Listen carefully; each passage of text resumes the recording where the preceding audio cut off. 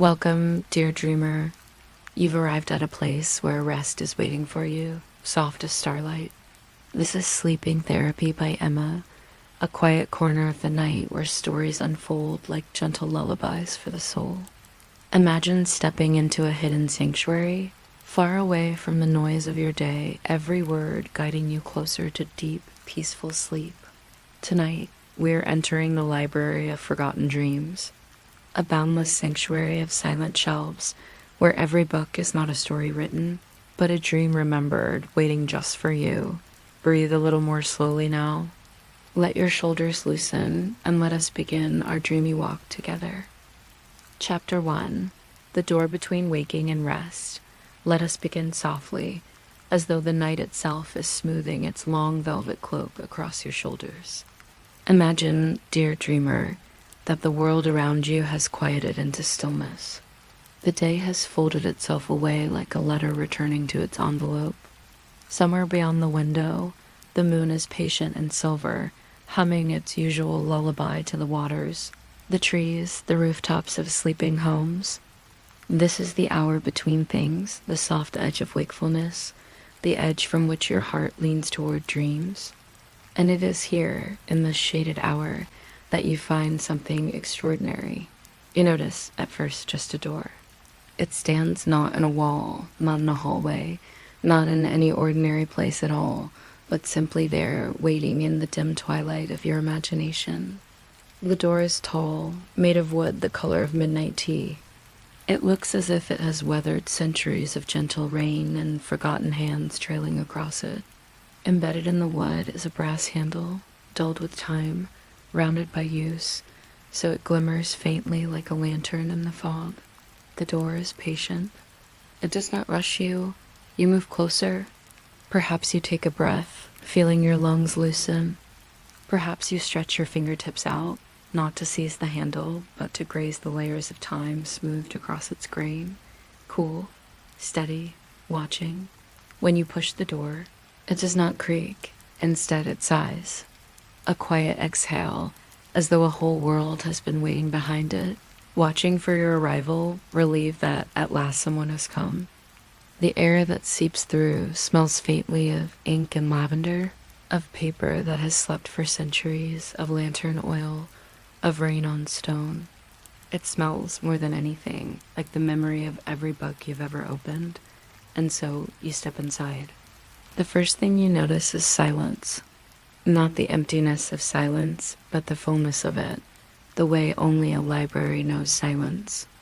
It is the silence that comes from whispers sleeping in thousands of pages, from centuries of voices resting among the words.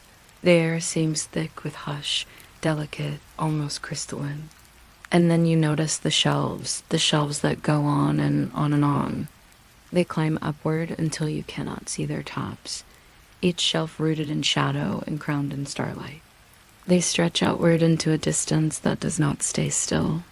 You sense that no matter how far you walk, the shelves will always lean further away, beckoning, waiting. This library does not feel endless because it is vast. It feels endless because it does not need to stop. The glow of soft lamps floats above the aisles, hovering without wires, without lampshades. Simply orbs of quiet golden light, drifting slowly, patiently, like small moons choosing which path to illuminate. Their glow is feathered, never harsh, touching the edges of the books until every spine gleams with its own faint halo. Now, let me lean closer, dear dreamer, and tell you the secret this library holds. These are not ordinary books. No, they are far gentler and far stranger. Each book here is a dream. Not the big, galloping dreams you may boast of in waking hours, but the soft dreams people half remember, the faint whisper of drifting off in the back of a classroom, the blurred adventure blooming just before waking, the fragments left on the pillow like seashells after the tide has pulled out. This is the library of forgotten dreams, and tonight you're allowed to roam. You take a step forward, and the floor beneath you greets every stride with muffled warmth. It feels like carpet and yet softer, as though clouds had decided to press themselves thinly into a pathway just for your wandering feet. Somewhere high in the air, almost beyond hearing, there is the distant turning of a page. Somewhere deeper inside the library, a sigh, the slumbering murmur. This is not an empty place. The dreams themselves are alive with softness. You draw closer to the first shelf. Thousands of spines stand in solemn rows. They are not labeled with titles in ink. Instead, as your eyes drift across them, you realize each book whispers faintly. They murmur in breath-like fragments of words heard only by you. The swing by the lake, the song that never finished, the blue kite that slipped from my hand. Soft scraps of other people's forgotten dreams. Not invasive, not frightening, just tender scraps wishing not to vanish. You curl your fingers around one of the spines. The moment you do, the library sighs again. The orb of golden light above you drifts closer, studying, illuminating your choice. You slide the book free.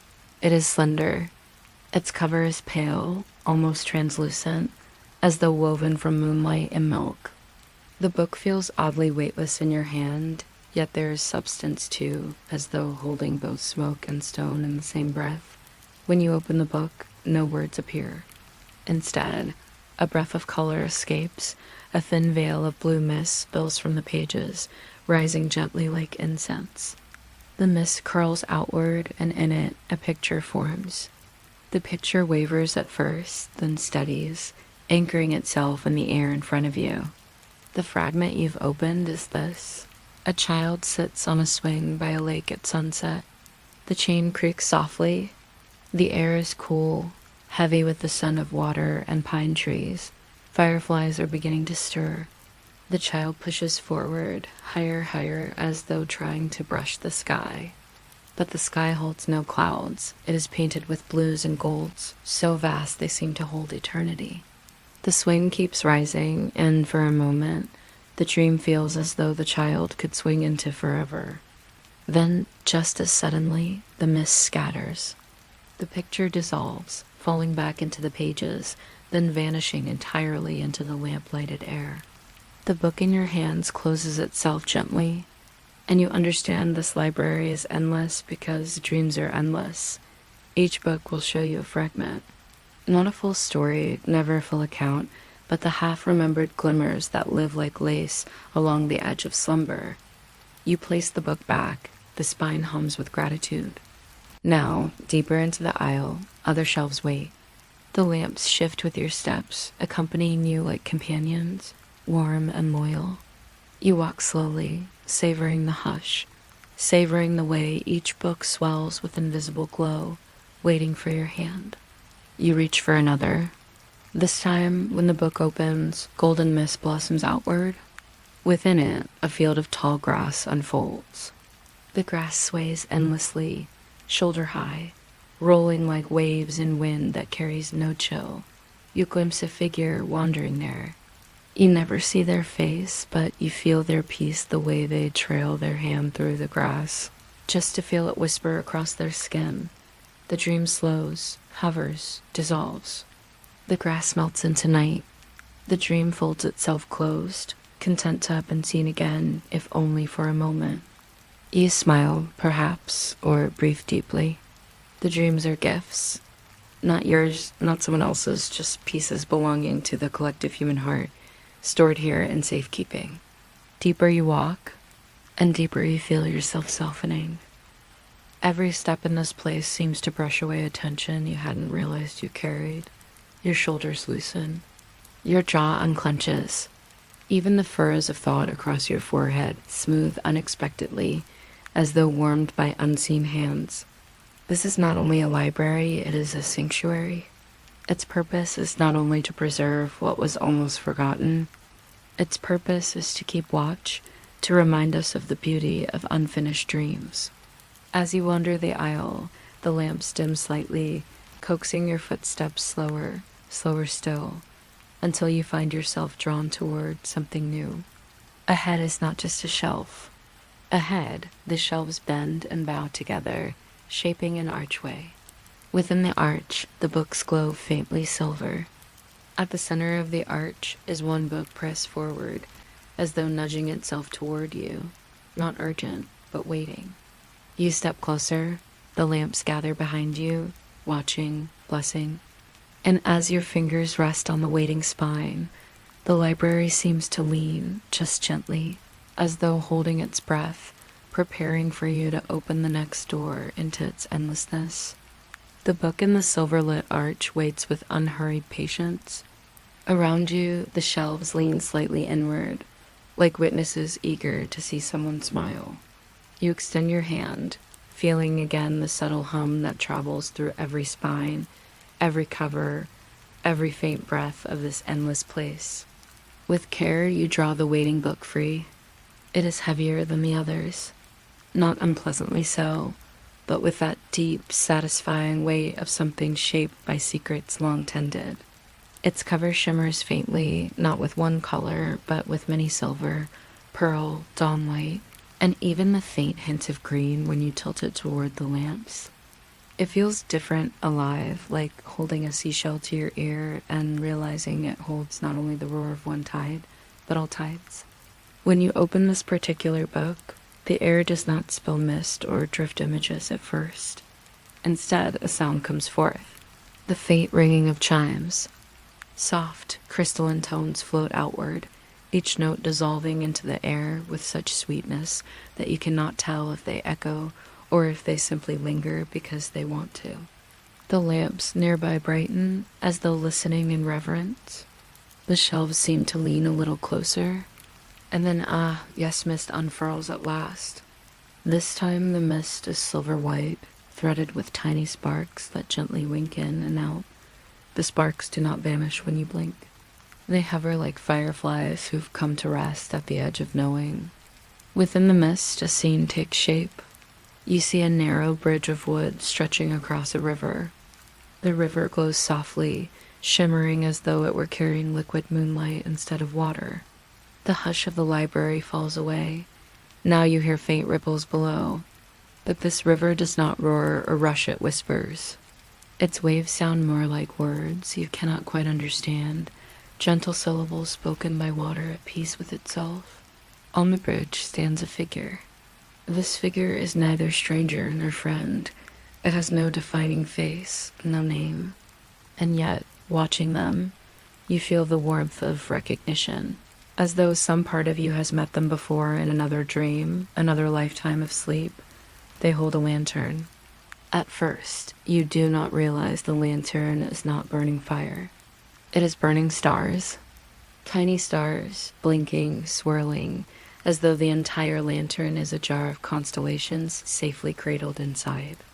As the figure walks across the bridge, every step aligns with the music of unseen chimes. The air shivers softly with peace. And halfway across, the figure pauses, lifts the lantern, and empties it into the river. The stars tumble out, gently spilling, merging, dissolving one by one into the moonlit water until the river itself is shimmering brighter, carrying constellations downstream into the endlessness. That is all.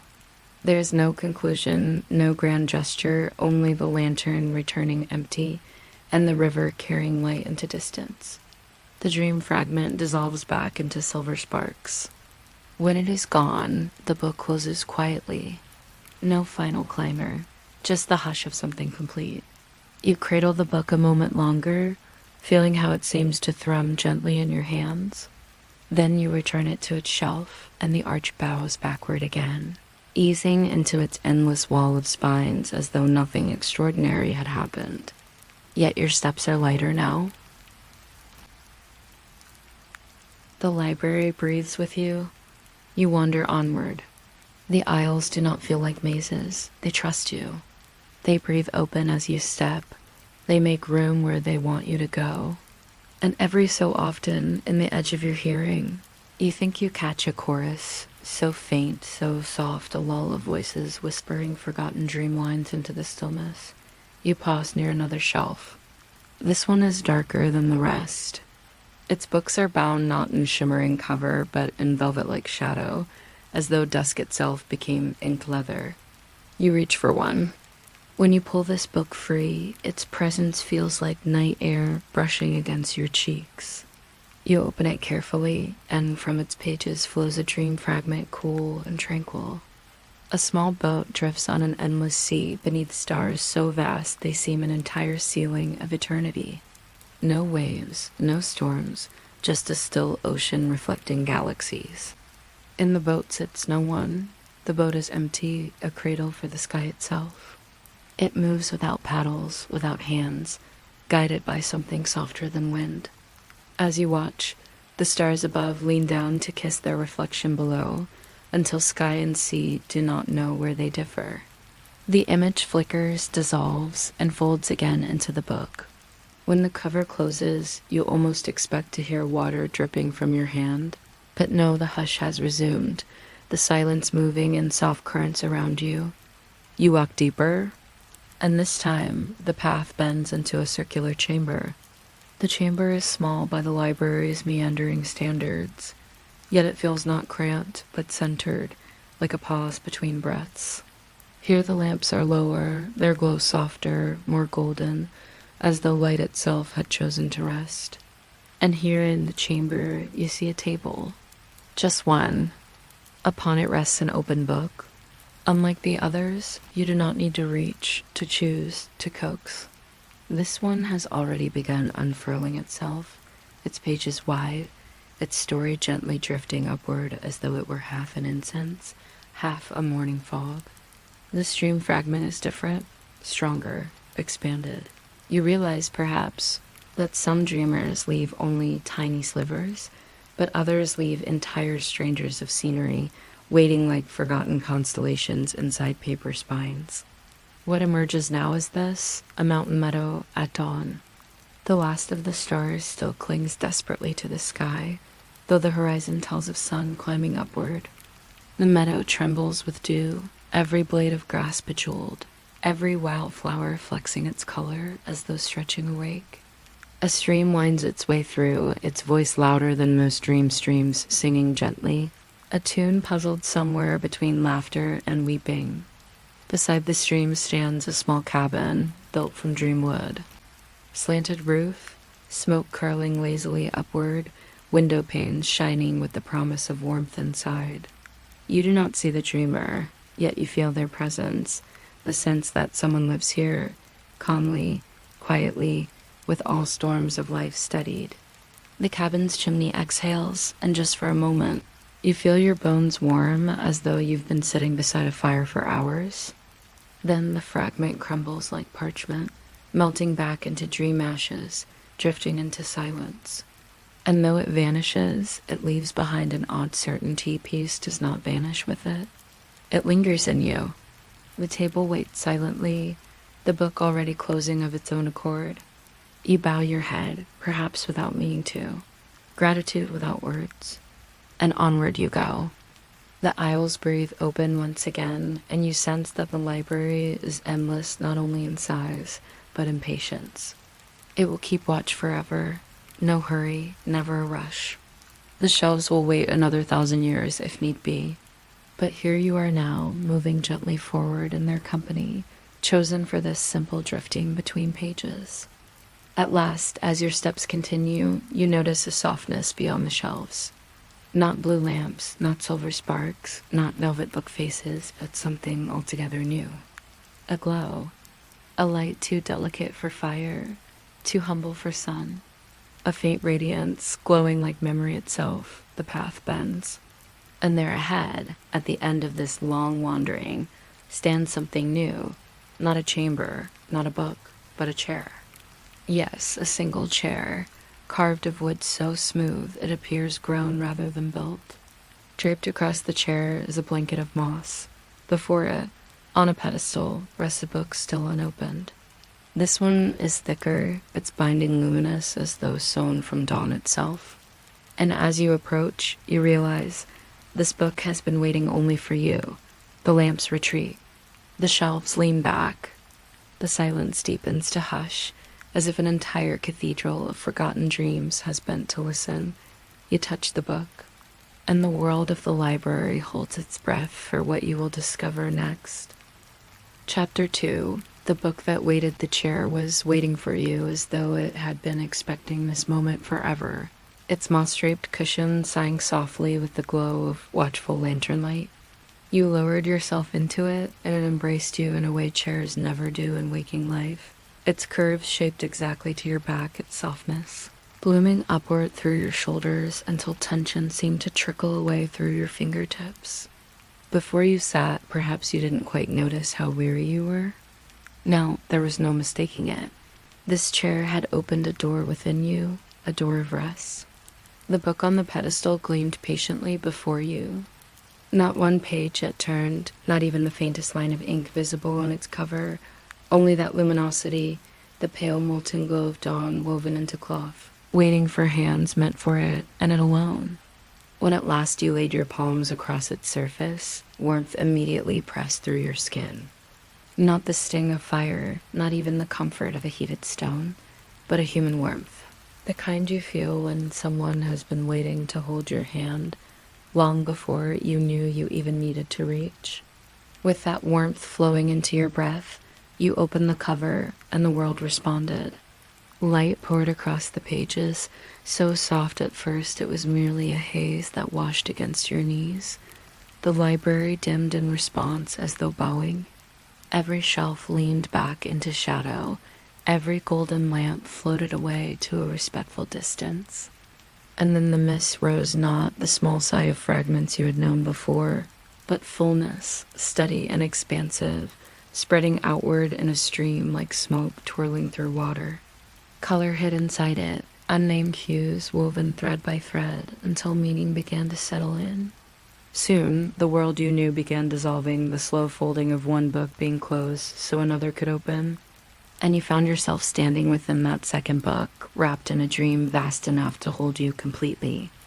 At first, there was only color, the simplest of palettes, blurred as though a painter had swirled dawn into ocean. Blue rolled into gold. Gold melted back into blue, shifting forever in hidden currents. And then shape gathered out of it, resolving from haze into reality.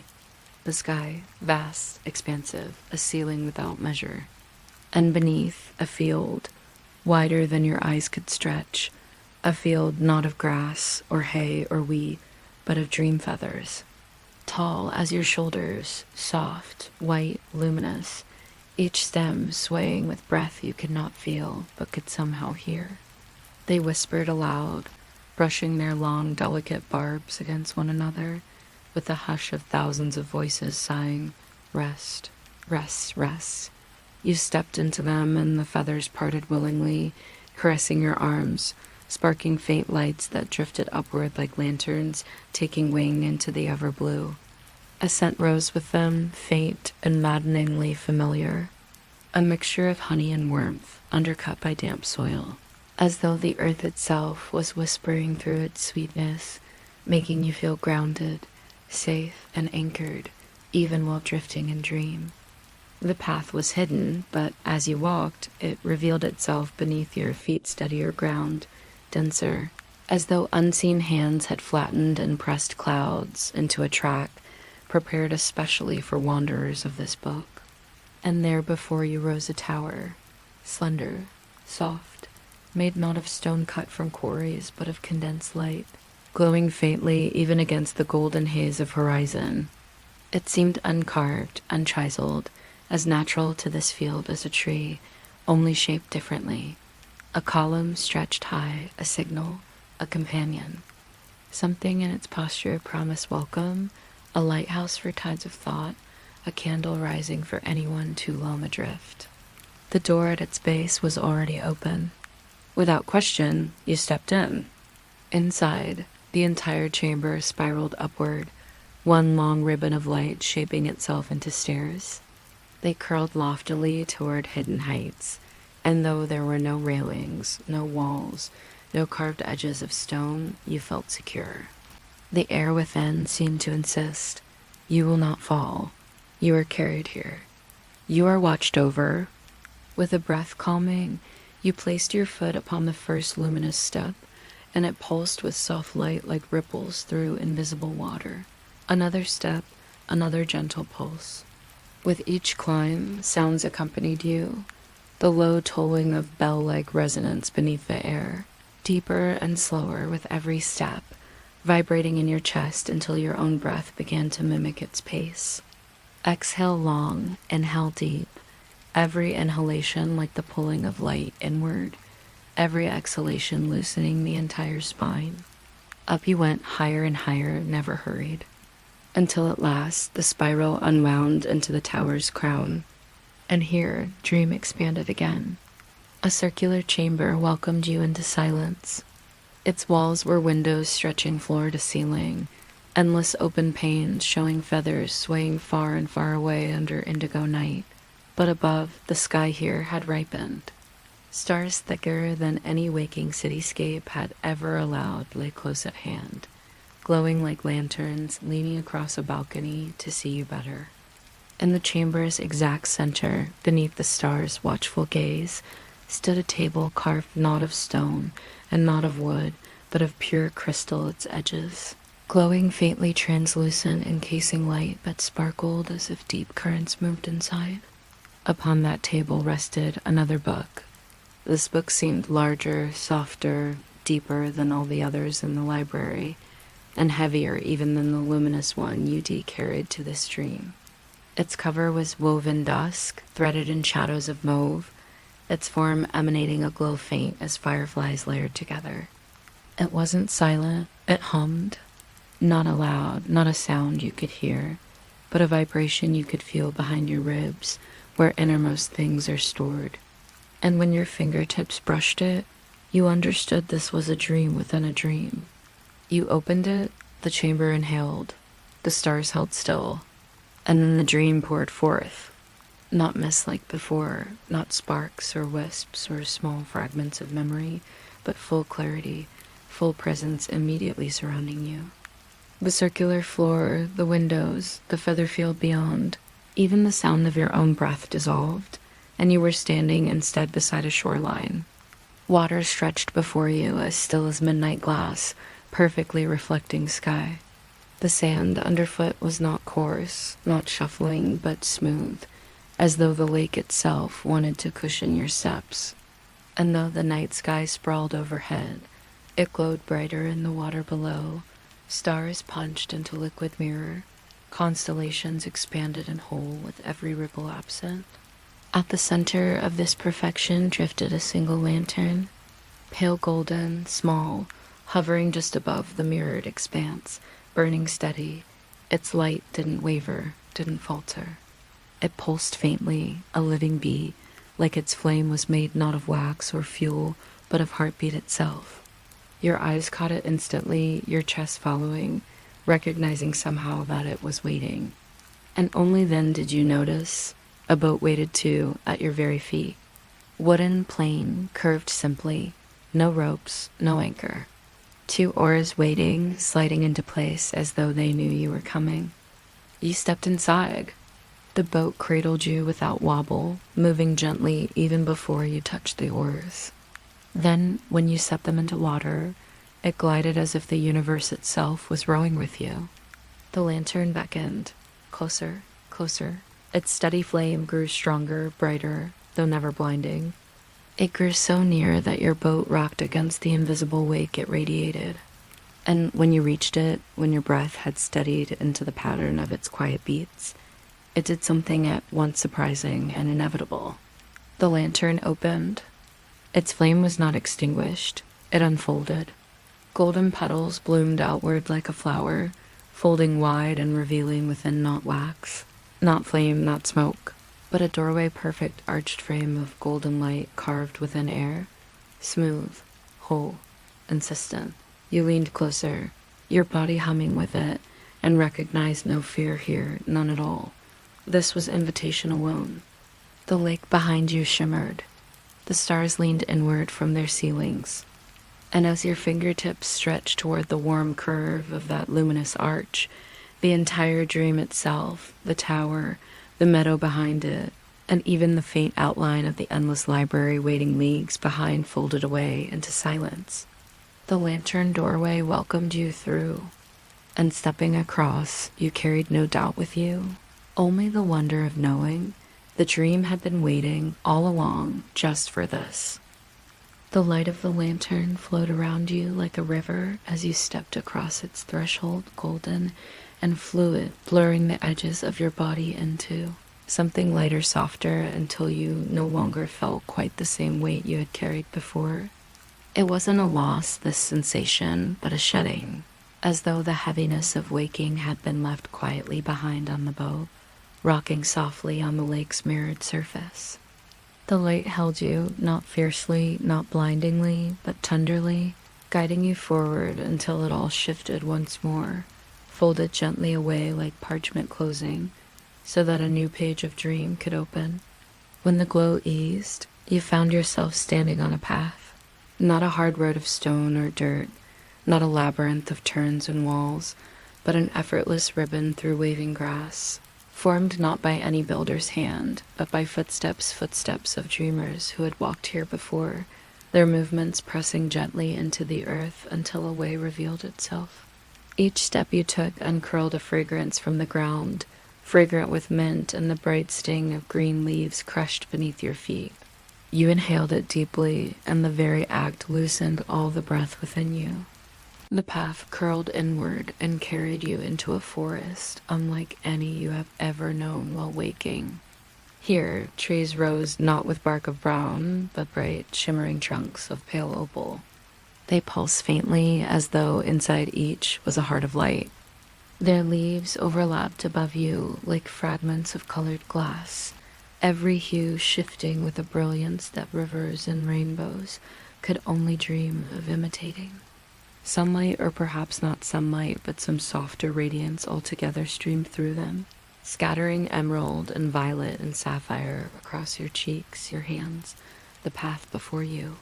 For a moment you lifted your head, and the colors swirled together like a kaleidoscope, filling you with a child's wonder, reminding you of the way stained glass windows once made even the plainest church a palace of stars. The path meandered gently, never difficult, only guiding, and as you walked deeper, the air filled with a resonance unlike any music you remembered. It was low, like a hum, deep as a cello string, but stretched broader, richer, as though the trees themselves were humming to each other.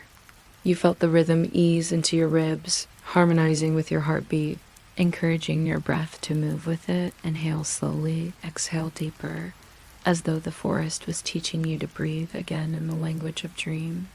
And as you moved further inward, you began to notice carvings in the shimmering trunks.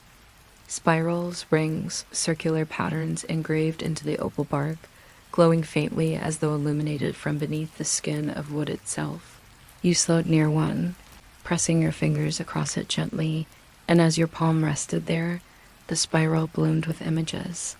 For just a moment, another dreamer's fragment rose into the air.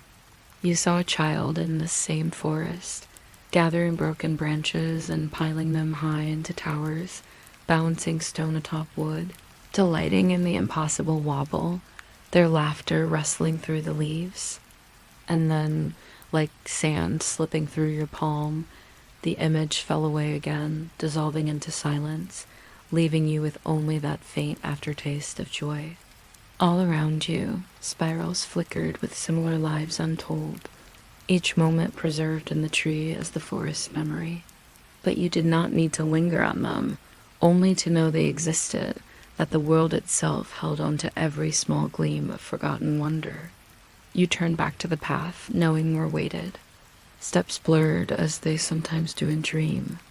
You cannot say how much time passed, only that, without realizing, the forest had parted, letting you out into a meadow vast as eternity. Flowers spread to the edges of vision, but not flowers like waking gardens or hedgerows. Each blossom was huge and petal-wide, as soft and bright as pale blue vellum, some deep violet, some honey white. Yet more astonishing than their color was their sound. For each time the breeze passed, the blossoms sang. A note trembled across your shoulders, thin and string-like. Another bloom nearby answered lower, resonant, round. The meadow was alive, humming perpetually with its own chorus, each flower a string of an unseen orchestra, every gust of wind its bow. You stepped into the meadow, and the harmonies rose gently with your shoulders, filling the air. The scent was intoxicating: lavender, wild honey, something sharper, and alpine beneath. Each breath was a drink. Each step felt deeper into forgetting all else but this. At the meadow's center, set upon a circle of gleaming white stones, you saw it, a fountain. Water was expected, but this fountain held no liquid. Instead, ribbons of light streamed upward and cascaded down again like liquid fire, like sun softened as silk. Golden brilliance billowed and danced into the basin, then scattered outward as sparks. Butterflies of brightness gliding in all directions. Many landed against flowers, where their melodies softened. One brushed against your wrist. As it touched, it vanished into your skin, leaving behind a warmth that melted hidden tensions until your whole arm ached less, became lighter. It was then you realized these sparks were not merely light. They healed, taking whatever restlessness dreamers carried and sipping it away gently. At the basin's edge, you leaned down curiously.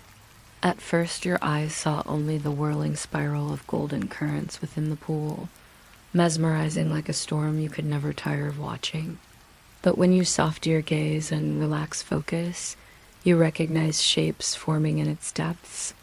Entire dreams danced inside, a kite tangled forever in tree branches, waiting to be pulled free, a stairway climbing into clouds no one had ever parted, laughter bubbling in a room trapped forever in the moment just before it erupts. They were fractured, neither beginnings nor endings, simply the softest pieces placed lovingly here, preserved like amber in golden light. A ribbon curled upward from the fountain, spilling into your palms, flowing like silk across your skin. It wrapped your fingers, lingered, kissed. The hum of the meadows swelled with its presence. And after offering you its peace, the ribbon dissolved back into stream again. You exhaled, not realizing how long you had been holding breath, and for the first time truly felt seen not by other eyes, not by judgment, but by the strange, eternal kindness of forgotten dreams preserved and given back. The path asked you gently to continue. You felt it even without words when, beyond the ring of stones, another corridor between flowers revealed itself. They bowed slightly as you passed, their tones plucked one by your shoulders brushing against them. You listened to the meadow humming its farewell until woods enclosed again, though these woods were darker, denser, colder than the stained glass forest of before. Their trunks were deep green, their canopy thick, their shadows layered.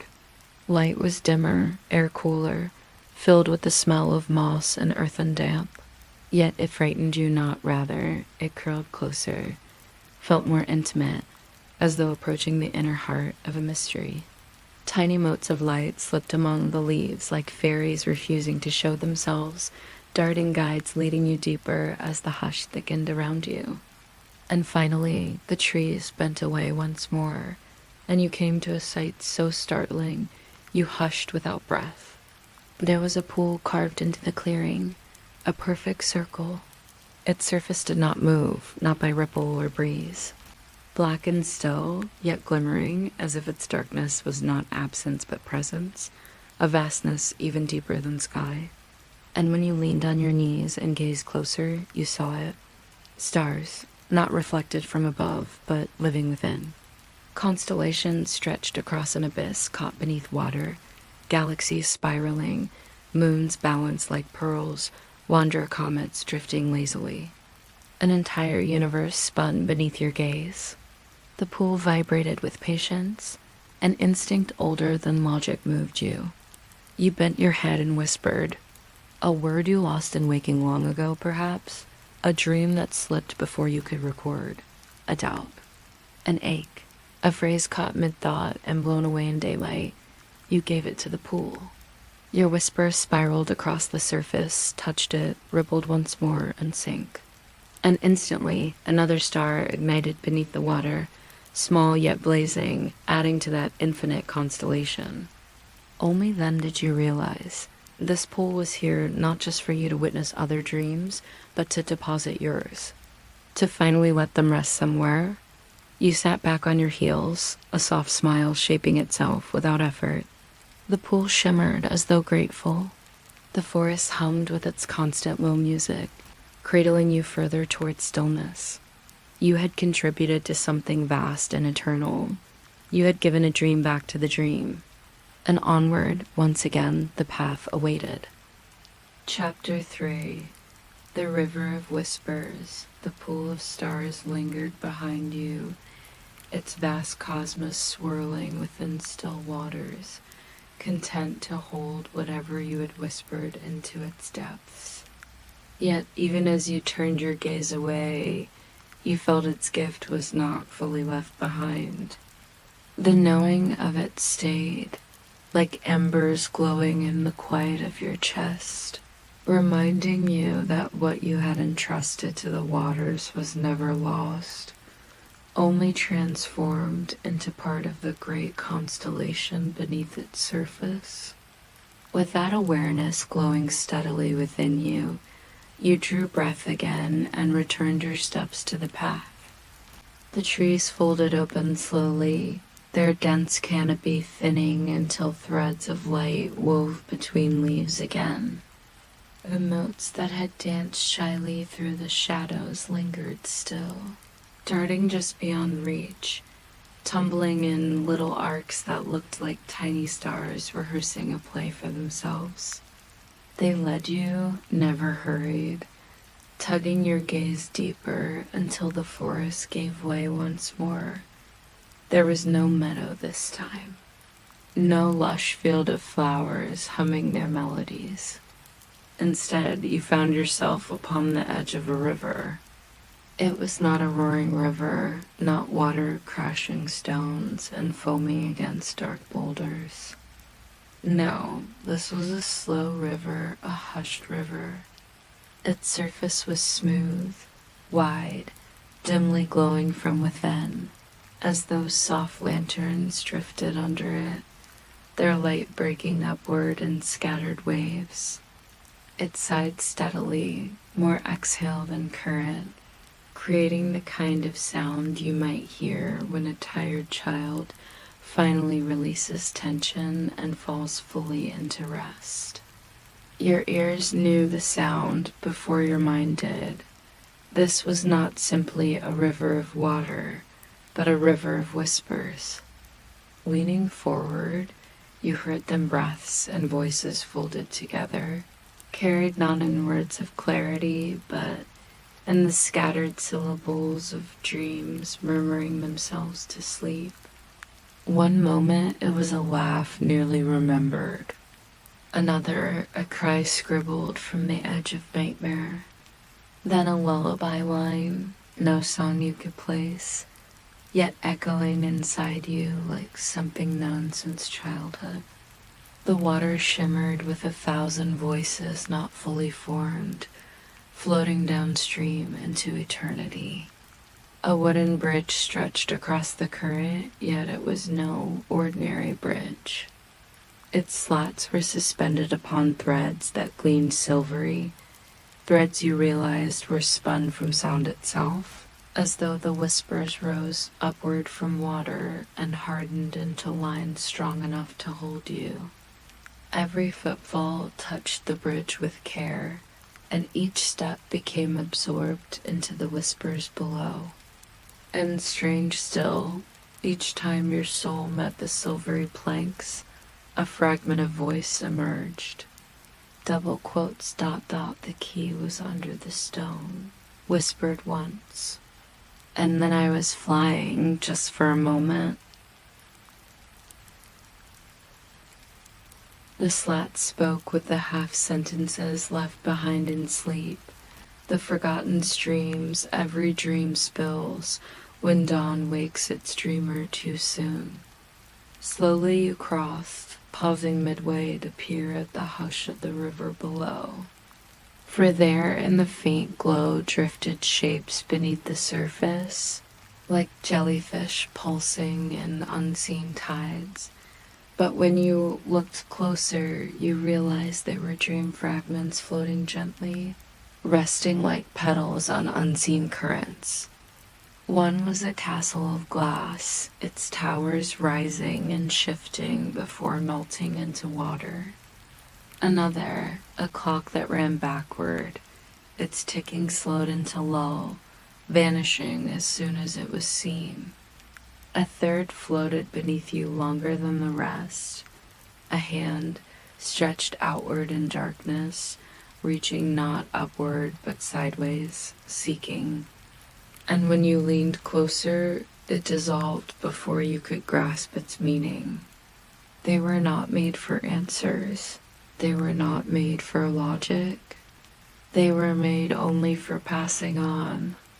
You crossed to the far side, your heart stilled by the murmurs, softened by them, as though each voice had stolen a little weight from your shoulders as you walked. You wondered if perhaps the river collected not only whispers but worries, layering them gently into flows where they could dissolve forever. On the other side, the air shifted. The forest leaned back, and a winding trail unspooled along the riverbank, inviting you to continue downward, following the water's hush. The path guided you, and as you walked, you noticed lanterns beginning to line its length. Not lanterns burning with flame the way waking life remembers, but lanterns woven from strands of fireflies, each cluster arranged in a small circling pattern, hovering in place yet glowing steadily, curious guardians lighting your way. The air here was rich with dew. You felt it collect on your eyelashes, cool on your skin, each drop gliding like a kiss of night. And then the path turned to another marvel, alcoves carved into the riverbank, recesses where benches of stone had been grown rather than built. Each bench faced the whispering water, and upon each one sat a book, waiting, but not silently, not stiff like those preserved on endless shelves. These whispered along with the river, their covers vibrating faintly with fragments echoed against the current. And you understood suddenly that this place was where dreamers came to sit, to rest, to listen, and perhaps once in a soft while to add to the river. Curiosity moved you to one alcove where a book lay open, its pages trembling faintly. You lowered yourself beside it, touched the parchment lightly, and leaned to read. The letters were faint as fog, drifting and reforming as though they resented being pinned down. But as you squinted and softened your mind, images formed. They told of a woman who had dreamt often of staircases. Some sprawled downward into labyrinthine wells. Some spiraled upward into the open void of sky. None of them ever ended. She never reached their top or bottom. She only walked endlessly, without fear and without arrival. The entry blurred, crumbled, and finally dissolved back into whiteness. And when you placed your hand gently on the page, the river below sang faintly upward and carried the staircase away, like a salmon leaping joyfully into air before vanishing again. You rose, letting the book rest once more, and continued. The benches watched.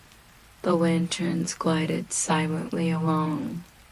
Step by step, the hush and murmur of dream fragments became less, separate from you until you could no longer tell if they were drifting out of the river or if some of them were drifting gently out of you. Did your own half-thoughts belong here too, added unseen to the river's slow stream? Did the footsteps you took softly murmur their own lines into it? ensuring that nothing, even your unconscious breathing prayer, was truly lost. The thought comforted you, loosening your chest with stillness. After a time, the river widened.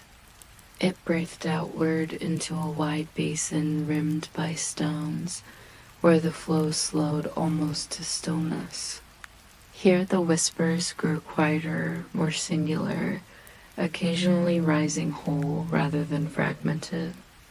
A single sigh, a line nearly remembered, one phrase again and again, "I'll be there." Another, "Stay." You lingered by the edge of the basin and noticed that at its center, resting calmly upon the mirrored surface, was a single dark book. The water supported it as though it weighed nothing, its cover unmarked but glowing faint with blue. The book had not been placed upon stone benches as others had.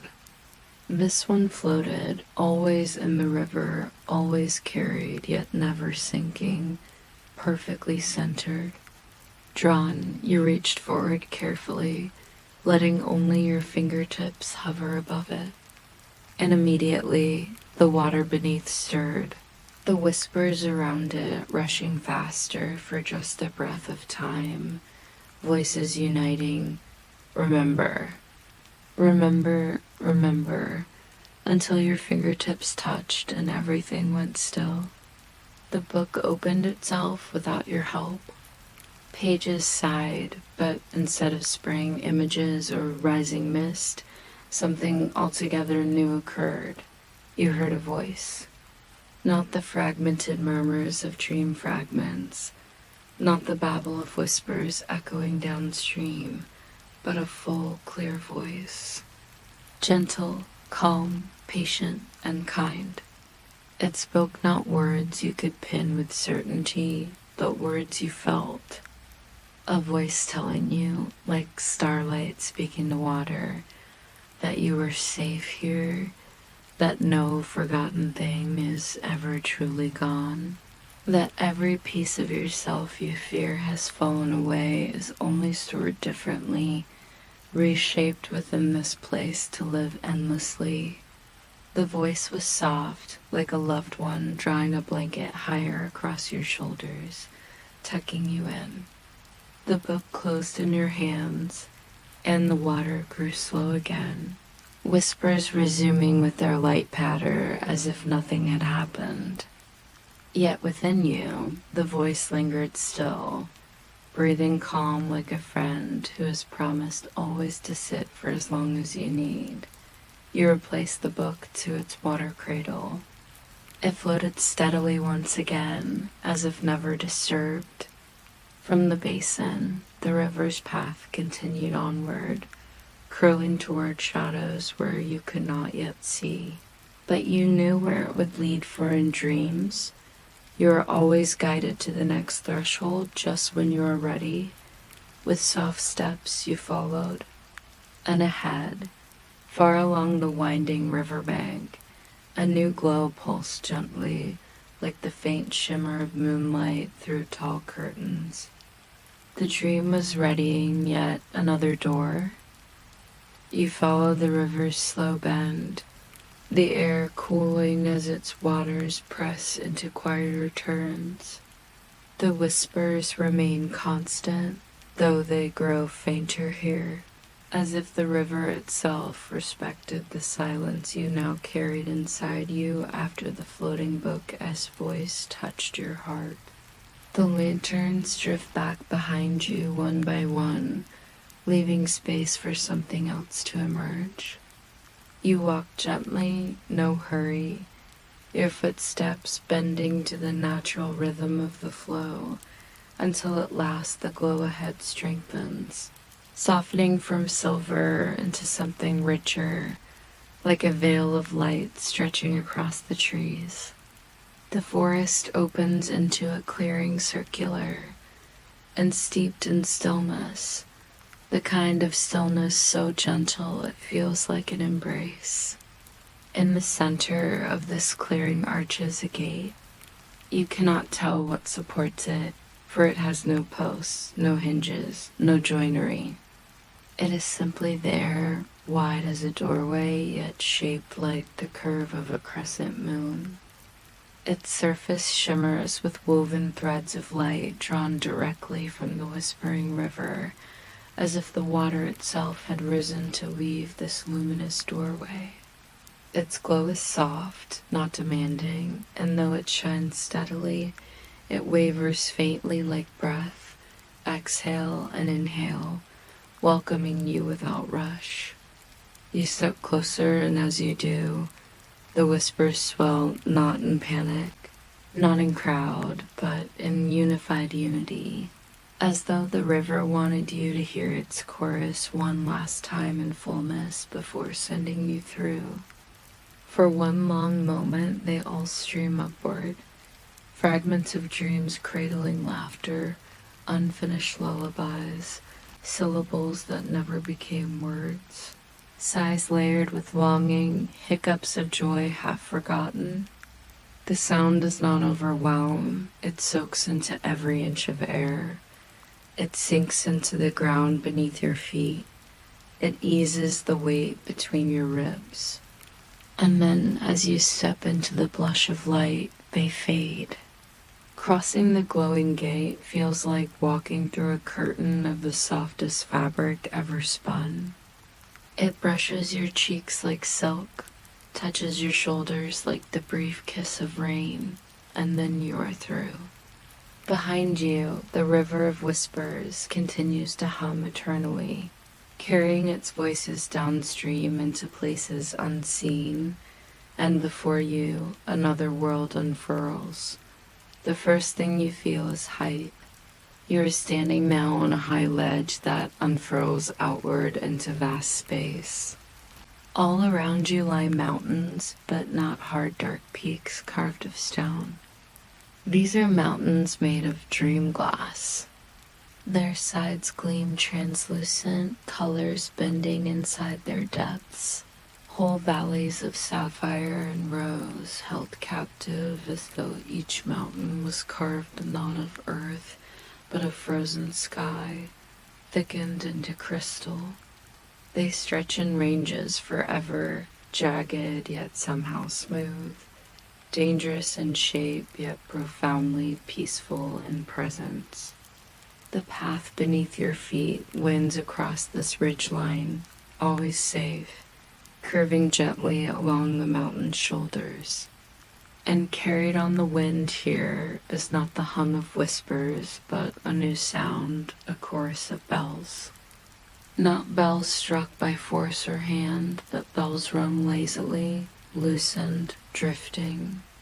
Each gust of mountain air rattles their chimes from unseen towers until melodies cascade like water, falling across valleys, answering themselves across distances you cannot measure. The effect stills your heart into calm reverence. Here, where glass mountains sing, even the air does not rush.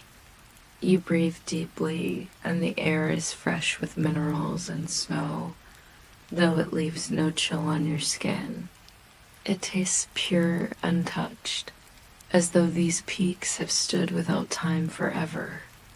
You begin again to walk, the path drawing you downward along slopes transparent and dreamlike. Through the crystalline walls of a mountain at your left, you glimpse entire worlds layered within, staircases leading to unknown doors, ballrooms forever empty yet filled with flickering chandeliers of light, forests frozen like fossils within gleaming walls. As you walk, every glance through the dream glass reveals another kept fragment, as though these mountains exist to contain what might otherwise be lost. Time weighs strangely here. What was a ledge becomes a stairway hewn from quartz. What was a stairway unfurls into a bridge of crystal arcing between two peaks. You wander, never rushed, listening to the winds ringing their bells overhead, peering into the bodies of mountains themselves to glimpse echoes faintly. At last, the path delivers you to something new. Nestled in a hollow between ridges, at the center of the crystalline mountains lies an amphitheater carved wholly from light. Rows upon rows of seats spiral downward, forming a bowl that cups silence. At its base lies a stage, and waiting upon it is a book so large no human arms could lift it. Its cover spans wider than two beds placed side by side, and its pages, still closed, are veined with silver threads that pulse faintly as though alive. You stand quietly at the lip of the amphitheater, struck by reverence, for this volume is no fragment, no casual memory. This feels closer to the heart of the library itself. The air presses on you, not with weight, but with grandeur, with expectancy. The amphitheater carries no audience but you, and yet the stillness reverberates like thousands of eyes watching. Slowly, steadily, you descend, led by the pull of quiet gravity. Each step sets a sound drifting outward. One of the chimes responds. A single crystalline note reverberates, welcoming each downward step until you reach the floor. Beneath you, the stage glimmers translucent, as though built from polished morning frost, fragile yet eternal. And there lies the tome, enormous, folded closed in calm waiting. You approach, though your hands tremble without tremor of fear, only awe. As you near it, the book senses your presence. It sighs not breath but release, and from its edges spills light between the closed pages. Small streams breaking the seams, pressing outward with eagerness too large to contain. You lay your palm against its cover, and instantly the amphitheater brightens, as though every seat around you had been set ablaze with unseen lamps, hundreds of hovering spectators lighting for what is about to begin. The tome responds by opening. Slowly, gently, the cover peels back, not with scrape or groan, but with a hush like distant thunder softened in velvet. Its first page spreads wide, illuminating the entire amphitheater so that light showers between the seats, turning everything into glimmer. You are bathed fully in it, and your body, even your quietest doubts and fears, are held tenderly by this radiance. And then the dream begins pouring out. Not fragments, not whispers, not half-kept visions, but vastness itself. You see uncountable arcs sweeping across sky, rivers flowing upward instead of downward, stars unfolding into living, blossoming flowers overhead. 1,000 dreamscapes wash around you at once, so vast your mind cannot keep them, but the amphitheater keeps them for you. Every seat acts as a vessel, drawing the flood into containment. Through it all, one truth emerges.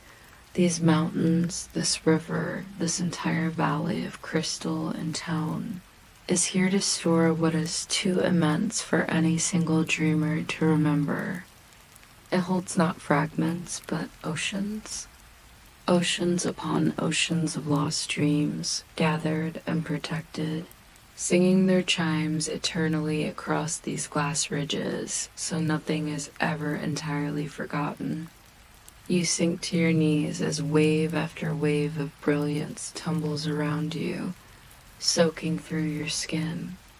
Words tremble out of your mouth, though they are barely your own. Thank you, you say, because what else could anyone whisper when standing inside the archive of all humanity's dreams? The tome slows its opening, its pages calming, folding once more to stillness. The amphitheater's light softens, returning the vast quiet to the bowl of seats.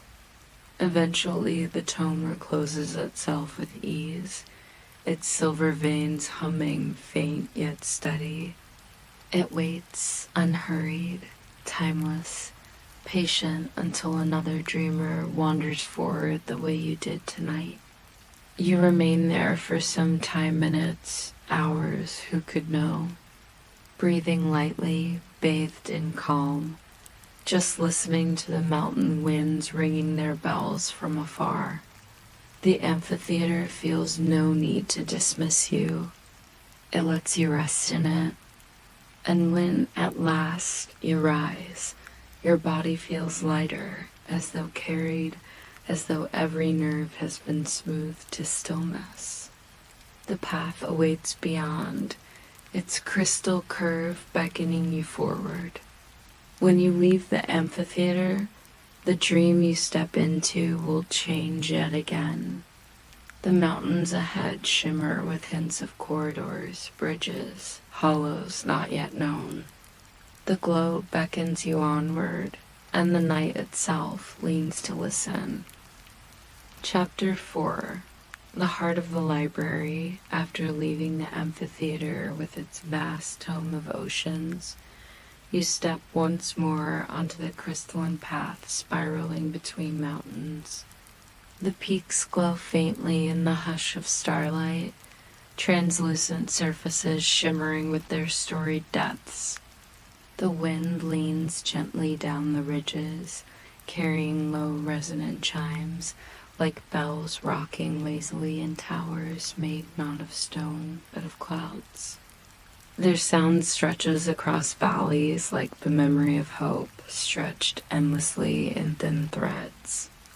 Each note lingers longer than your breath, folding into the air until silence claims it again. The path bends. Sometimes it curves upward around ridges, other times it dips into narrow valleys where the walls rise high on both sides. The stones beneath your feet feel dense, yet they ring faintly beneath each step, making it seem as though even your tread has music cradled within it. And gradually, almost without noticing, you see that the crystal transitions. At first translucent, glassing with hues of sapphire and amber, it now grows more opaque, softer, smoother, until its texture is closer to marble, pale as smoke, cool and blunt against the star-strewn air. The mountains soften as you walk, their jagged shapes curving rounder, retreating further back, leaving the valley wider, quieter. Somewhere inside you, you sense this is less the realm of fragments and more the center of it. All the direction has shifted from exploration to return. And then you hear it, a heartbeat, not yours, not any single heart, a general, steady thrum rising very low, like the pulse of the world itself. It is slow and sure, an endless percussion lying beneath things. You steady your ear to it and realize it comes not only from the rocks around you, not only from the ground beneath your feet, but from everywhere. The very mountains pulse faintly with it. The stars blink above in rhythm with it. Even your body, your blood, your own heart adjust themselves unconsciously to match its perfect slow cadence, so that heartbeat after heartbeat, you and the library's core throb together. You follow the path as the sound grows softer but wider, filling more of the air, until you arrive into another clearing. This is no meadow, no amphitheater, no hall. It is a chamber that seems both indoors and outdoors at once. A circular space, ringed not by mountains or forests, but by shelves. Hundreds upon hundreds of shelves, rising in concentric rings like an embracing wall. And on these shelves, books, thousands upon thousands, yet each glowing steadily rather than whispering. Their spines pulse faintly in rhythm with the same heartbeat you now feel within your ribs. This is not a ring of fragments. This is a chamber of the heart. At the chamber's core spreads a table of polished stone, not cluttered, not filled with volumes, but empty save for one lone object, a lectern carved of ivory, and upon it a single open book. The glow from surrounding shelves dims just slightly as you approach, as though they are bowing, letting the one book in the center shine fuller. The wooden steps of the lectern creak gently beneath your approach. When you reach the open pages, you see nothing written in ink. No marks cover its parchment. Instead, you are greeted with mirrored surfaces. Its pages are perfectly reflective, like twin lakes. You bend forward, softly cautious, and find yourself staring into the depths, not only of your reflection, but of something wider. Within the right-hand page, you see shards of your own forgotten nights. A dream of chasing a kite you couldn't quite reach, vague outlines of voices once heard, but gone on waking that peculiar image of endless staircases you never remembered until just now. They ripple faintly, drifting across the mirrored surface, displayed as though the book was showing you what the rest of you had abandoned. And on the left-hand page, stranger still, you see not only your own dream fragments, but threads glimmering outward into the distance. Threads that pulse like tiny stars, leading in every direction imaginable. Threads belonging to others, countless others, all pouring into this book's keeping. The knowledge is silent but sudden.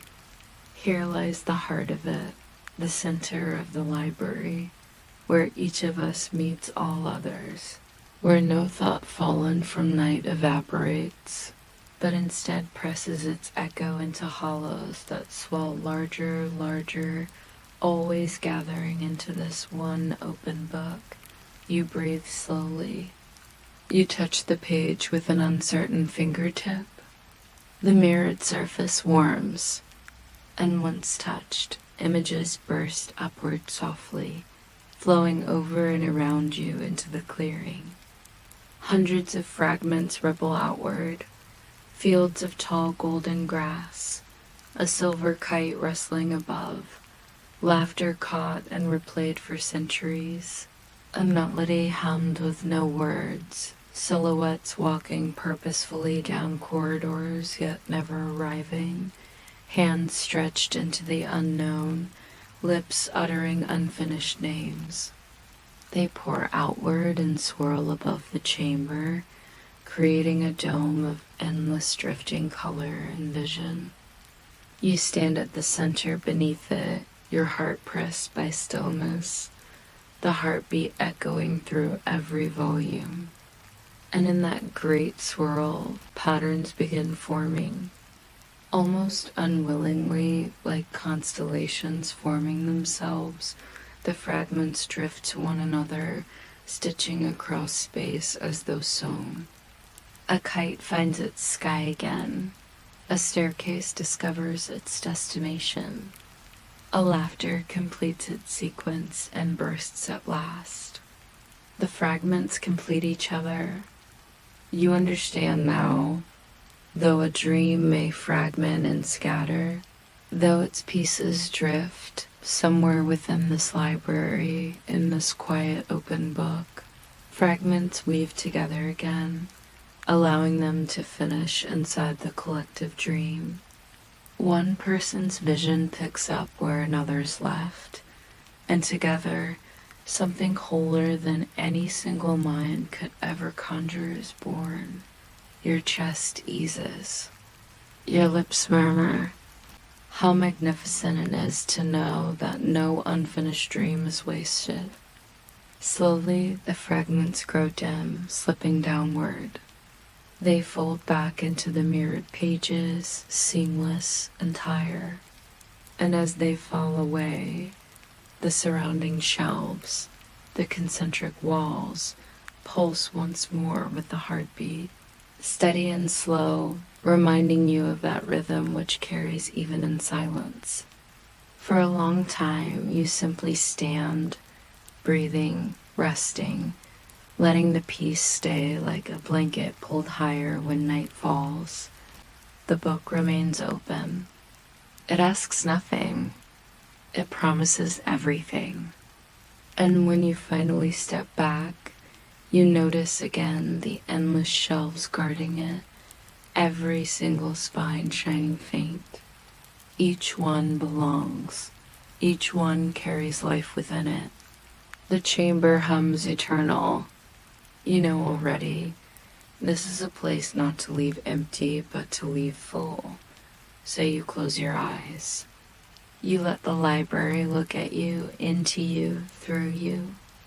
And when you are ready, you do what every dreamer must. You let one more fragment go. Something faint bubbles up from the bottom of you, something trivial, something too small to have ever been honored anywhere else in waking.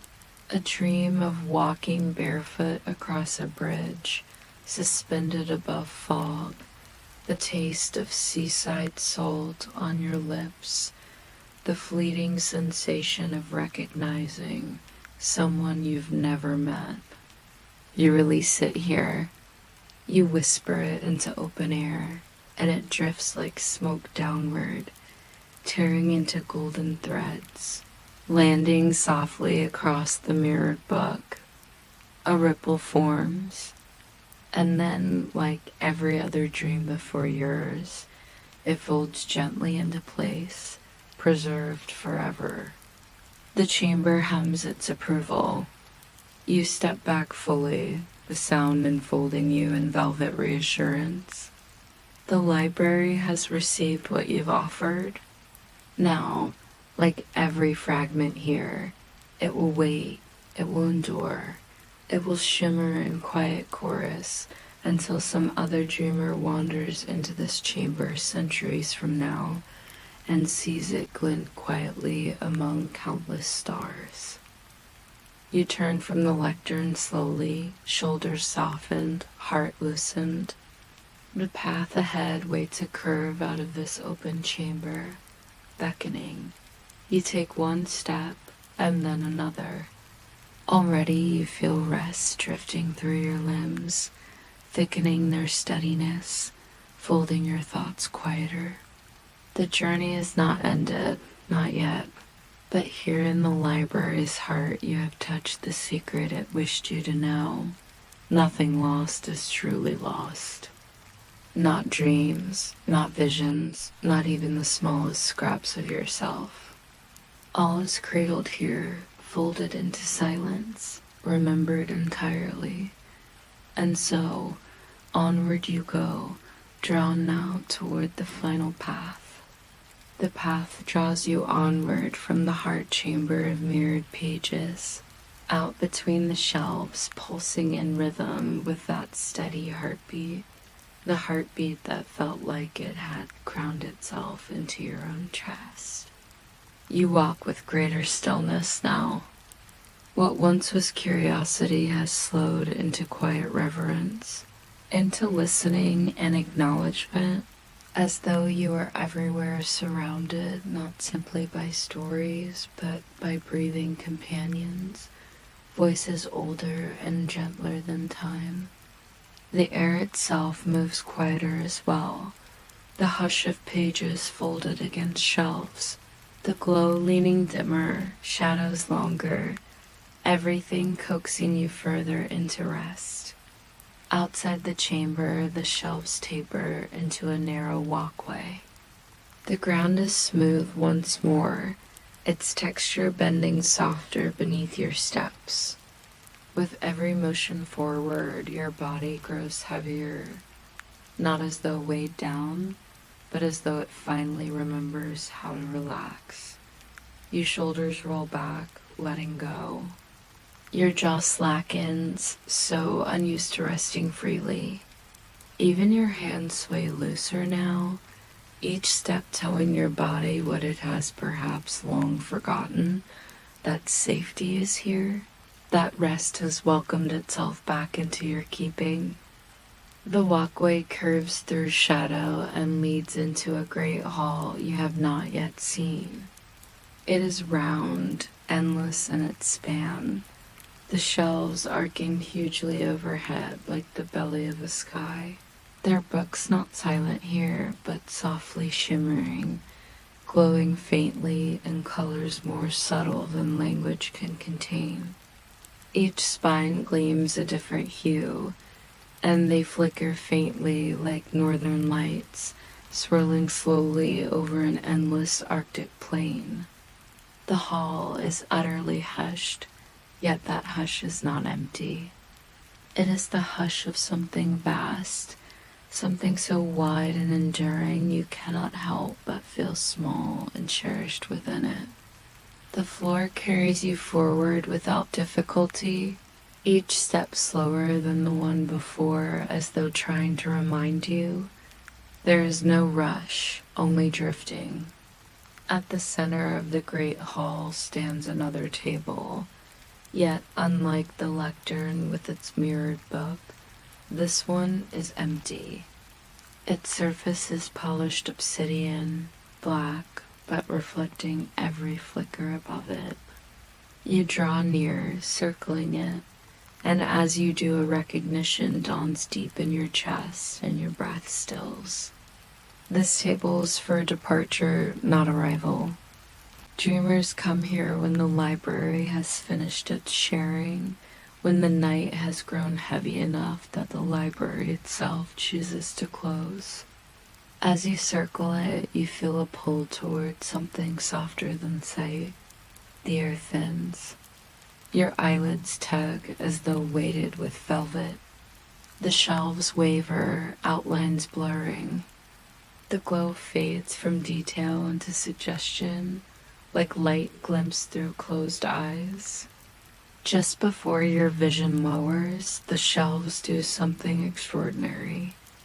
They lean inward. Slowly, steadily, the rows along the vast circle bend like trees leaning in a quiet storm. They bend not to collapse, not to fall, but to bow. The library is bowing its farewell to you, the dreamer who has walked its veils this night. Thousands of books lower themselves slightly, whispering in pitying tones of appreciation, the kind of farewell you barely hear and yet will carry long after waking. 1,000 volumes whisper not words but feeling. We remember you. We hold what you've left. Now rest. You are safe. And then the glow deepens. One by one, the golden lamps extinguish. Not with smoke, not in sudden darkness, but as though they are tucking themselves in, each succumbing to sleep of their own. The library is putting itself to bed while you are watched over.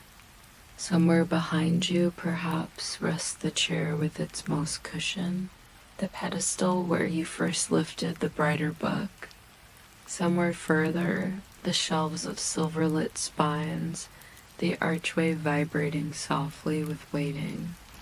Somewhere further, all the fragments you turned open, the fountain pouring ribbons of light, the pool of stars.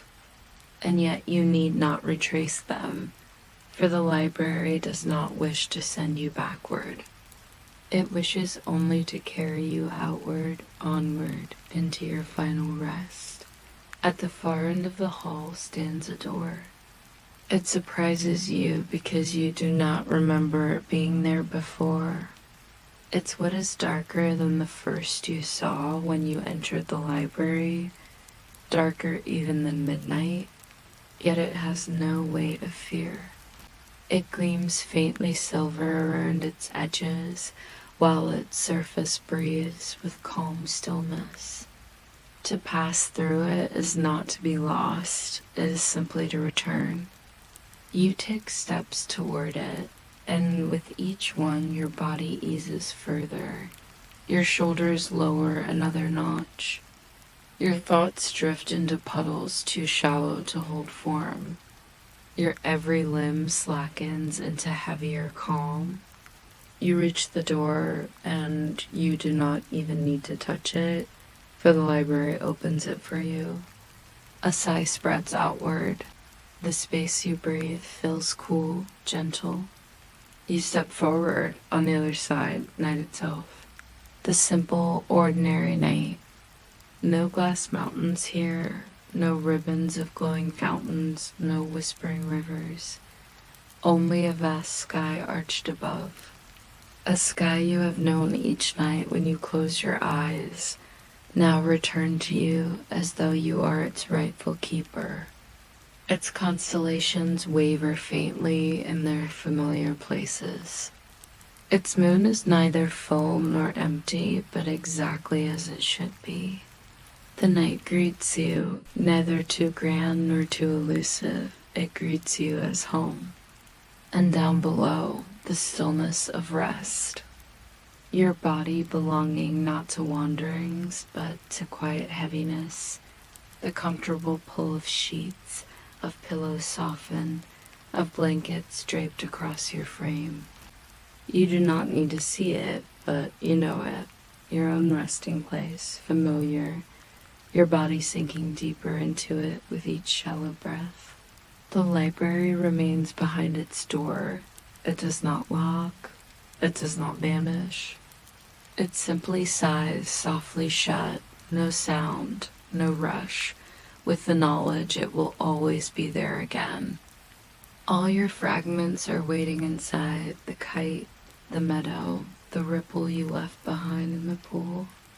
The library will keep them safe, endless as stars, until another time you step again across its threshold. But not now. Now your breath slows. Now your ribcage loosens as waves roll quietly over the shore of your being. Your thoughts are becoming weightless twigs floating down a current you no longer need to follow. The night pulls bolder around you.